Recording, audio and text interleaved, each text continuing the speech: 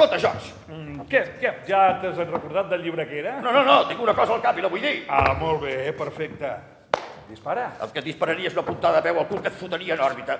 Bola de greix, fantasma perdona vides de merda. Si inclús m'han dit que em vols tirar les dones dels viatjants.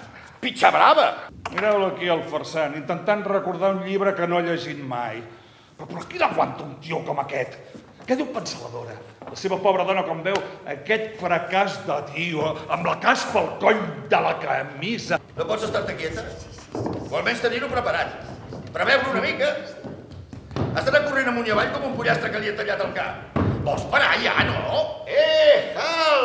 Home, tio, vine a casa. No vagis a sopar al teu pis allà tot sol. Això no és vida, home. Qui et surt a rebre quan arribes a casa?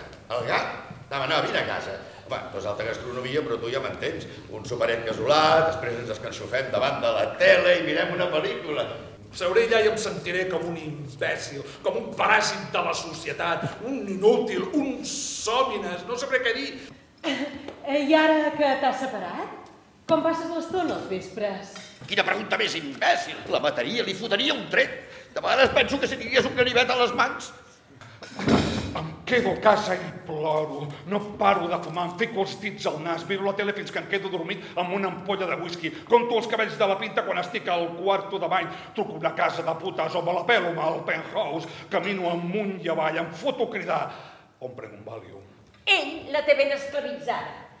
No va poder pescar res millor la meva filla. Un neuròtic, un desgraciat.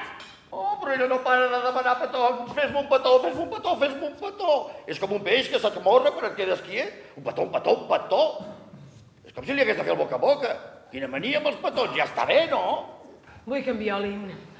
Hi ha alguns matins que desitjo que els escombriaires em tirin sobre el llit després que el fardo aquests n'hagi anat a treballar i em facin el que vulguin.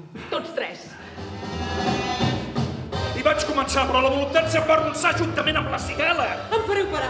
És senzill. Només que un parell de tetes presentables et costa un ull de la cara. Treballar com un negre, anar amunt i avall i llepar punts per mantenir aquesta bruixa a casa i total per què?